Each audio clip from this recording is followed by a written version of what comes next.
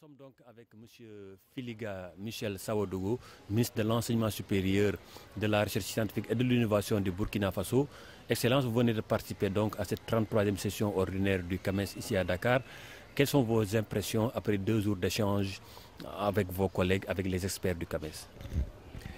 Mes impressions sont très bonnes. Nous avons bénéficié d'une grande cérémonie d'ouverture présidée par le Premier ministre de la République du Sénégal. Dès après la cérémonie d'ouverture, nous avons commencé nos travaux et nous avons désigné notre président, le président du conseil d'administration, le ministre Nian de l'enseignement supérieur de la recherche du Sénégal. Et nous avons pendant les 2 jours conduit nos travaux de manière tout à fait performante, grâce aussi à la qualité des travaux des experts qui, disons, ont préparé notre rencontre.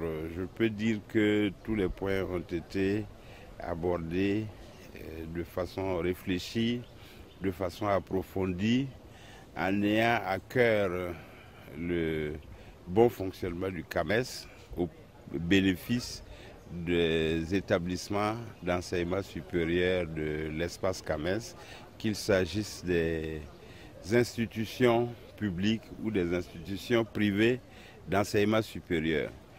Peut-être un point délicat a été constitué par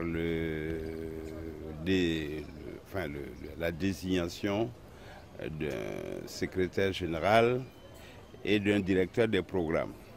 En réalité, les experts ont proposé que cette question-là soit renvoyée au prochain Conseil des ministres dans la mesure où tous les États n'ont pas été correctement informés de ce que ces postes-là étaient mis en concours.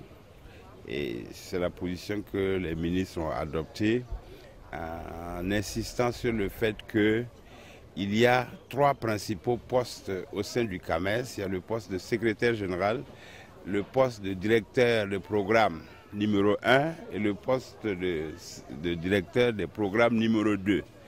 Il est bon que ces 3 postes-là soient occupés par des États différents. Et il est également important que sur les 3 postes, il y ait les 2 régions, l'Afrique centrale et l'Afrique de l'Ouest, se partagent ces 3 postes-là. Ça veut dire que tous les 3 postes ne pourraient pas être de l'Afrique de l'Ouest ou de l'Afrique centrale. Et comme ce n'est pas équilibré, ça veut dire qu'il y a une des régions qui en aura 2 et l'autre qui aura 1. Mais l'idée, c'est que si on a 2 pendant une certaine période dans une région, peut-être que la période suivante, ça doit être l'autre région qui doit avoir 2. Et donc la première aura un poste. C'est vous dire que véritablement le climat a été serein et nous devons cela aux qualités du ministre Nian qui véritablement a été à la hauteur de la tâche. Pour parler maintenant des relations entre nos 2 pays, surtout pour le développement de l'enseignement supérieur avec l'appui des technologies de l'information et de la communication, quelles sont les perspectives entre le Sénégal et le Burkina dans ce domaine? Les perspectives sont bonnes. Le Sénégal est très avancé dans la voie donc, des technologies de l'information et de la communication. Nous sommes en contact avec le Sénégal. L'année dernière, au mois de mai, nous avons signé un accord afin de bénéficier de l'expérience du Sénégal en matière d'inscription en ligne dans les universités publiques et privées. Donc cette année, nous allons commencer la mise en œuvre. C'est un programme performant qui permet d'éviter les doubles inscriptions, qui permet d'éviter les queues lors des inscriptions en début d'année et qui nous permet aussi d'essayer d'établir un certain équilibre entre les capacités d'accueil des différents établissements qui sont offerts aux nouveaux bacheliers. Donc c'est vraiment extrêmement important et nous allons le faire. Nous aurons non seulement le logiciel, mais aussi des experts sénégalais qui vont venir nous appuyer. Et par ailleurs, nous apprenons que l'université virtuelle sénégalaise marche déjà très bien et à près de 11 000 ou 12 000 étudiants à l'heure actuelle.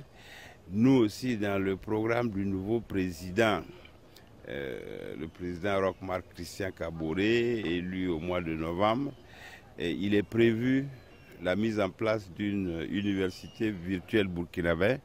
Et nous pensons qu'on ne va pas recommencer la roue. Nous allons essayer d'entrer en contact avec le Sénégal pour bénéficier donc de cette avancée-là. C'est dire que l'université de Dakar, qui est un peu l'université mère de toutes les universités francophones d'Afrique, continue d'être en avance sur les autres et est très disposé à les appuyer, parce que c'est ensemble qu'on peut maîtriser cet outil au bénéfice de nos économies et au bénéfice de nos populations.